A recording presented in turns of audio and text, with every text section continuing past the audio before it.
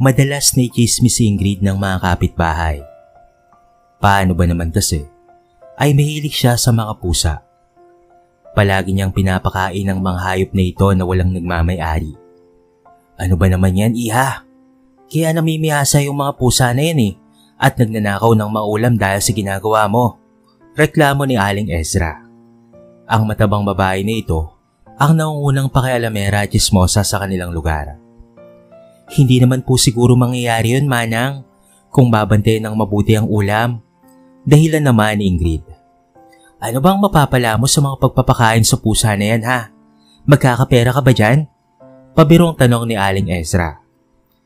Hindi ho ako magkakapera dito, pero masaya po ako sa ginagawa ko. Paliwanag niya rito. Bahala ka na nga sa buhay mo. Kapag may nagkakawala ang mga ulam, ikaw ang sisisihin namin, ha? Dahil sa pesting pag-aalaga mo ng mga pusa. Galit na sambit ng matabang Ali. Tinalikuran na lamang ito ni Ingrid. Ayaw niya itong patulan. Pumasok na siya sa kanilang bahay. Binuksan niya ang bintana at pinagbasdan ng mga pusa na nasa bakanting lote na kanina ay pinapakain niya. Napangiti na lamang siya at napagtantong parang munting mga anghel ang mga ito na masayang kumakain. Sobrang cute nilang pagmasdan. Kaya nagtataka tuloy siya kung bakit may mga taong ayaw sa ganitong hayop. Noon pa man ay hilig na ni Ingrid ang patungkol sa mga hayop at pati na rin sa mga kalikasan, kaya talagang malapit ito sa kanyang puso. Siya nga pala, nakapagtapos ng pag-aaral si Ingrid. May maganda siyang trabaho sa isang napakalaking kumpanya. Kaya ang stress reliever niya na lamang ay ang mga pusa at ang iba pang mga hayop. Malaki naman ang sweldo niya pero sa dami ng trabaho ay sadyang umaabot sa puntong nai-stress na siya. Samantala, isang araw, habang siya ay nag-grocery sa isang supermarket, ay biglang may kumausap sa kanya na isang binata. Miss, saan po ba ang lane dito ng mga gatas para po sa matatanda? Tanong nito sa kanya. Doon po. Itinuro ni Ingrid ang lane na hinahanap ng lalaki. Agad naman itong nagpasalamat sa kanya.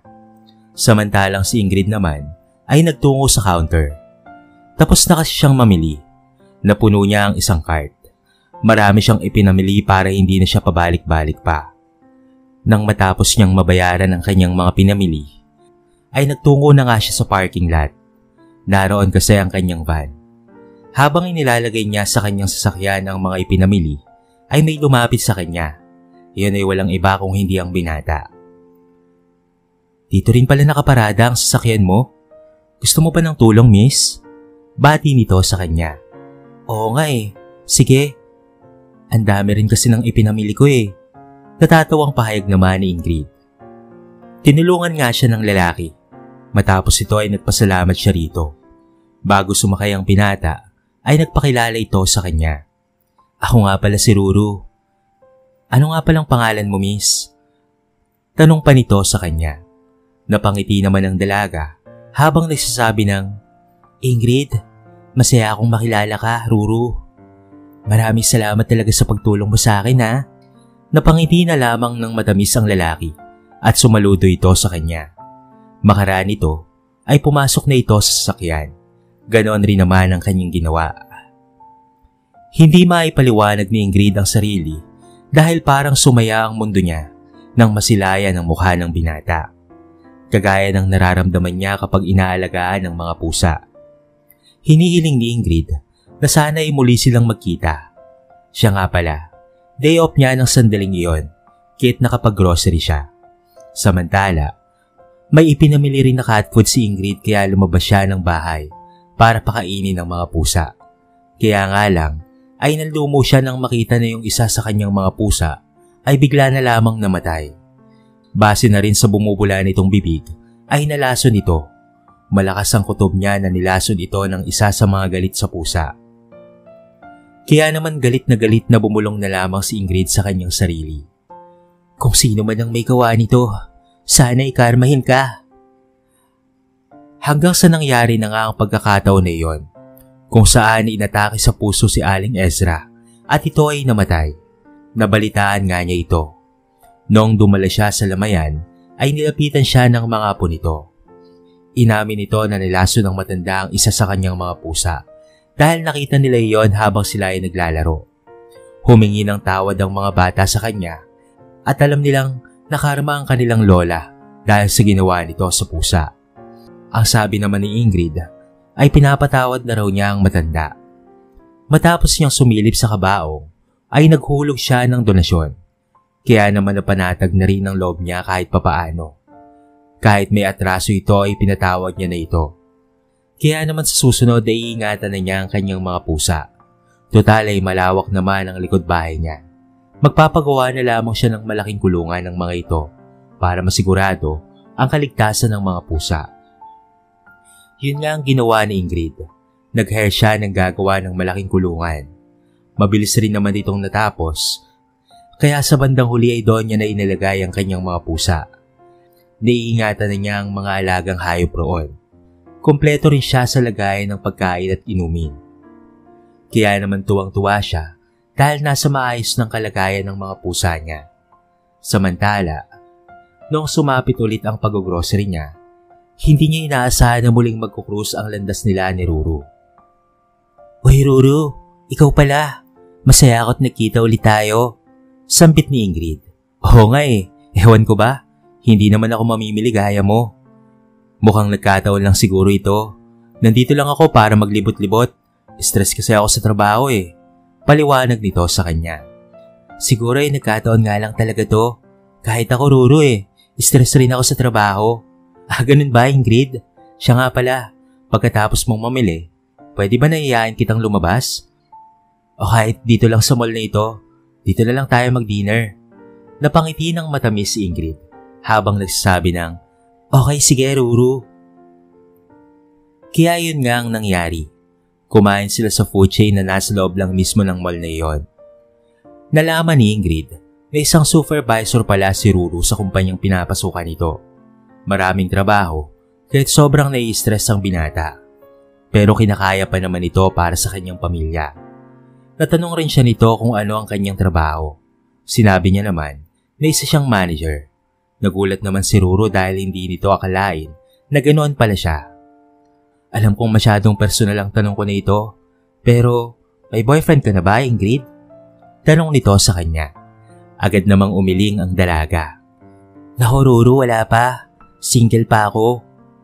Makaraan na marinig ito ni Ruru ay kinitaan ng pag-aliwalas ang kanyang muka. Halatang natuwa ito sa nalaman. "Tama yan Ingrid, para naman makapag-focus ka lang sa trabaho mo." Pahayag naman ni Ruru sa kanya. "Ganun na nga eh, mas inuuna ko ang sarili ko at ang pamilya ko sa probinsya." Pahayag ng dalaga. Matapos silang mag-dinner ay nagpaalam na sila sa isa't isa. Pero bago yon ay nagkahingian sila ng cellphone number. Kaya masayang-masaya si Ingrid sapagkat alam niya na sa wakas ang numero nito. Mula nga nito ay nagkapalitan na sila ng mga text message. Madalas ay patungkol sa trabaho ang kanilang pinag-uusapan. Wala pa ring pagbabago dahil puro stress pa rin. Mabuti na lamang ay pinapagaan nila ang loob ng isa't isa. Kaya naman nawawala kahit papaano ang kanilang mga problema at pinagdaraanan. Nagtutulungan sila kaya nalalagpasan nila ito. Samantala, dumating ang pagkakataon na kung saan ay nahuli ni Ingrid na may nanloloob sa kanilang bahay. Paano ba naman kasi ay may nakita siyang anino noong gabing yon. Kaya naman dinampot niya ang baril at sinundan ng nagmamay-ari ng anino. Dahil roon ay nakita niya na ang tao na ito at binantaan niya ito. "Itaas mo ang mga kamay mo. Gawin mo agad. Kung hindi, papuputukan kita." Sambit ni Ingrid. Itinaas naman ito ang mga kamay at unti-unti itong humarap sa kanya. Nagulat siya nang makita ang tao na ito. Ito ay ang naging manliligaw niya na binastad niya noon. "Anong ginagawa mo rito? Bakit ka nanloloob? Hindi ba't binastad na kita? Umalis ka na ngayon din, bago pa kita paputukan." "Binastad po ba ako dahil sa barumbado ako noon? Nagbago naman na ako ngayon ah." "Anong nagbagong pinagsasabi mo dyan? Pagbabago na ba sa tingin mo ang ginagawa mo ngayon na pumapasok ka sa bahay ng may bahay? Umalis ka na ngayon din dahil talagang mabubutas ang bungo mo sa gagawin ko sa'yo." Muling pagbabanta ng dalaga. Dahil dito ay wala nang nagawa pa ang lalaki. Pero bago ito lumabas ay may naging pagbabanta rin ito sa kanya. Magiging akin ka rin, Ingrid. Magiging akin ka rin. Hindi niya na lamang pinansin ito. Hinayaan niya na lamang na makalabas sa kanyang bahay. Matapos itong makalabas, chinek niya kung may nawawala pa sa mga gamit niya at sa kabutihang palad naman ay wala naman kahit isa. Hindi niya alam kung ano ba talaga ang dahilan nito, kung bakit nanloob ito sa kanyang bahay. Pero sa loob-loob niya ay mabuti na lamang ay nakaalis na ito. Napagtanto niya na kaya pala ito nakapasok ay sinira nito ang lock. Dahil dito ay bumili na lamang siya ng mas matibay para naman hindi na muli ito makapasok pa. Mabuti na lamang sa mga sumunod na gabi ay wala na siyang nararamdaman pa. Dito na siya nakatulog ng maimbing. Samantala, nasabi niya kay Ruru ang patungkol sa kanyang dating manliligaw. Nang sila ay magkatawagan. Grabe naman yung lalaking yon. Na-report mo na ba sa mga pulis? Baka ulitin niya ang panloloob niya sa'yo eh. Kamusta ka naman, Ingrid? Hindi ka ba nasaktan? Maraming salamat sa pag-aalala mo, Ruru. Oo, hindi naman ako nasaktan. Ire-report ko na lang siya sa mga pulis para kapag maulit ang ganoong kaso, diretso kulong na siya. Sige, ganito na lang. Mamaya kapag katapos mo sa work, sasamahan kita para ma-report ang mokong na yon. Kaya naman sobra siyang nagpapasalamat sa binata. Yun nga ang nangyari kinabukasan. Pumasok muna siya sa trabaho at pagkatapos nito ay sinamahan na siya ni Ruru sa public station. Dahil dito ay na-report na ang lalaki. Pinapatawag na lamang ito. Kaya naman naging kampante na rin sa wakas si Ingrid. May record na ito sa pulisya kaya hindi niya kailangan pang mag-alala. Nakakasiguro siya na hindi na ito makakapanglob pa. At sa susunod naman loob ito ay babaril niya na talaga ito kapag inulit pa ang pangyaring iyon. May karapatan naman siya na gawin iyon dahil trespassing ang ginagawa nito. Talagang walang pagdadalawang isip na gagawin niya iyon. Samantala, patuloy na dumarami ang alaga ni Ingrid. Paano ba naman kasi ay may napupulot ulit siya ng mga pusa sa kalye. Hanggat may nakikita siya ay talaga namang aampunin niya ito. Ganyan ang tindi ng pagmamalasakit niya sa ganitong mga hayop. Hanggat kaya ng bulsa niya ay mag-aampon at mag-aampon siya. Gagawin niya ang lahat para mapubuti ang mga ito. Kaya naman malapit ang puso niya sa mga pusa ay dahil noong bata pa siya ay niligtas siya nito sa posibleng sunog. Ang kwento kasi ng kanyang ina ay natabig raw niya ang kandila at nakita nito na pinatay ito ng pusa sa pamamagitan ng paglalagay ng basang-basahan doon sa may natumbang kandila. Kaya naman dito nag-umpisa ang pagmamahal niya sa mga pusa. Kaya hindi siya masisisi kung bakit niya ito pinag-aaksayahan ng panahon dahil napakahalaga nito para sa kanya. Kaya't mananagot talaga kapag may kumawawa sa kanyang mga alaga. Isang gabi, matapos ni Ingrid na makachat si Ruru, ay matutulog na sana siya. Ngunit meron siyang narinig na munting kalskos. Kahit mahina iyon, ay rinig na rinig pa rin niya dahil sa katahimikan ng gabi. Lahat ng klaseng kaluskos ay talaga namang maririnig. Kaya naman tumayo siya. Kinuha ang baril sa drawer at pinakiramdaman ang buong paligid. May narinig siya na kaluskos sa kusina. Kaya naman pinuntahan niya ito. Noong pumasok siya sa kusina, ay narinig niyang parang may haambalo sa kanya. Mabuti na lamang ay nakailag siya. Nakita niya na si Boyet pa rin pala ito na dati niyang manliligaw. At para hindi na ito makagawa pa ng hakbang, ay tuluyin niya na nga itong binaril sa binti. Natumba ito at halos mamilipit sa sakit. Dito na tumawag ng pulis si Ingrid at sa kabutihang palad naman ay naaresto na rin sa wakas ang lalaki. Kaya mula nito ay wala nang nanggugulo pa sa kanya. Ayon sa mga pulis ay may sakit sa pag-iisip ang lalaki at gustong dukutin si Ingrid. Hindi raw nito matanggap na binasted siya ng dalaga. Sa loob-loob ni Ingrid, kung ganito pala talaga ang pakikitungo sa kanya ng lalaki, ay nararapat lamang na hindi niya ito sagutin. Ibig sabihin lamang noon ay nanganganib talaga ang buhay niya dito dahil may sakit pala ito sa pag-iisip. Paano na lamang hindi ba? Kung konting away lang nila ay baka bigla na lamang siya nitong patayin. Ayaw niya namang magaya sa mga nababalitaan sa telebisyon. Samantala, nang malaman ni Ruru ang nangyari, ay pinuntahan siya nito sa bahay. Matagal na rin kasi nitong alam ang kanyang address. Ayos ka lang ba, Ingrid? Nag-aalalang tanong nito sa kanya. Natawa naman ang dalaga. Oo, ayos naman ako. Over ka naman makareact dyan. Naparil ko lang naman siya sa paa, kaya't kaagad rin siyang nahuli ng mga pulis. Hindi niya na ako guguluhin pa. Sampit niya rito. Nawala ang kaba sa mukha ng lalaki nang marinig iyon at bigla ring umaliwalas ang kanyang aura. Talagang gusto siya nitong makitang nasa mabuting kalagayan. Ganun ba? Mabuti naman kung ganun. Sa kanilang pag-uusap ay mayroong napansin si Ingrid sa leg ng binata. Pwede bang magtanong kung saan mo nabili yung kwintas na may pendant na singsing? Ito ba? Bigay ito ng kalaro kong batang babae noon. Siya ang dahilan kung bakit hanggang ngayon ay single pa rin ako dahil iniintay ko pa rin siya. Paliwanag ni Ruru sa kanya. Nanlaki naman ang mga mata ng dalaga dahil yung tinutukoy ng binata na batang babae ay walang iba kung hindi siya. Maaaring nakalimutan lamang nito ang pangalan niya dahil sa tagal na rin ng panahon, pero ang patungkol sa kanya ay hindi nito nalilimutan. Ako yung batang babae na nagbigay sa inyo noon, Ruru. Hindi ba Romel ang tunay mong pangalan? Nakangiti ng matamis na tanong niya rito. Nanlaki na lamang ang mga mata ng binata habang nagsasabi ng, Ha? Ikaw pala yun? Sorry, Ingrid nga rin pala ang pangalan ng batang babae na yun. Pero hindi ako makapaniwala na ikaw pala yun. Kaya pala ganito kagaan yung nararamdaman ko para sa'yo, Ingrid. Halos hindi natin nakilala ang isa't isa dahil sa sobrang bata pa lamang natin noon. Natutuwang pahayag ni Ruru. Halos maluwa pa nga ang mga mata nito dahil sa sobrang saya. Ibinigay ko sa iyo ang kwintas na yan dahil sa iniligtas mo ako sa mga bully. Alam mo naman noong bata pa tayo, hindi ba? Sobrang taba ko, kaya ako tinutokso ng ibang mga bata noon. Saka yung nanay ko ay nagtitinda ng kwintas na ginagawa niya. Kaya natutuwa talaga ako dahil iningatan mo pala yan. Siya nga pala, ano ang ibig mong sabihin? Na kaya ka pa rin single ngayon ay dahil sa akin? Oo Ingrid, ikaw kasi ang first love ko. Hindi man tayo noon, ay sadyang matindi na ang pagmamahal ko para sa'yo.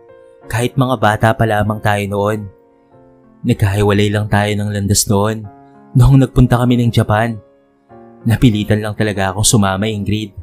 Kasi doon yung trabaho ng tatay ko at doon na rin ako nakapag-aral. Pero kahit na nasa ibang lugar ako, ay ikaw palagi ang nasa isip ko. Kahit hindi na kita nakakalaro at nahawa ka noon, gumagaan naman ang isipan ko sa tuwing inaalala ko ang masasayang sandali natin noon. Umaasa ako, Ingrid, na muli tayong magtatagpo. Kaya nga, bumalik ulit ako sa lugar na ito ngayong malaki na ako para lamang matagpuan ka. Hanggang sa nangyari na ngayon. Totoong malaki ang ipinagbago ng katawan mo, Ingrid. Ito rin ang dahilan kung bakit hindi ka agad kita nakilala. Pero may dalawa na hindi nagbabago sa'yo. Yun ay walang iba kung hindi ang kagandahan at kabaitan mo. Napangiti naman ng matamis si Ingrid. Inaamin niya na sobra siyang kinikilig sa inihiyag ng binata. Ikaw, Ingrid, may naging boyfriend ka na ba noon? Napailing ang dalaga habang ito ay nakangiti ng matamis. Wala nga rin kahit dati pa Bakit naman? Sa ganda mong yan? No boyfriend since birth ka pa?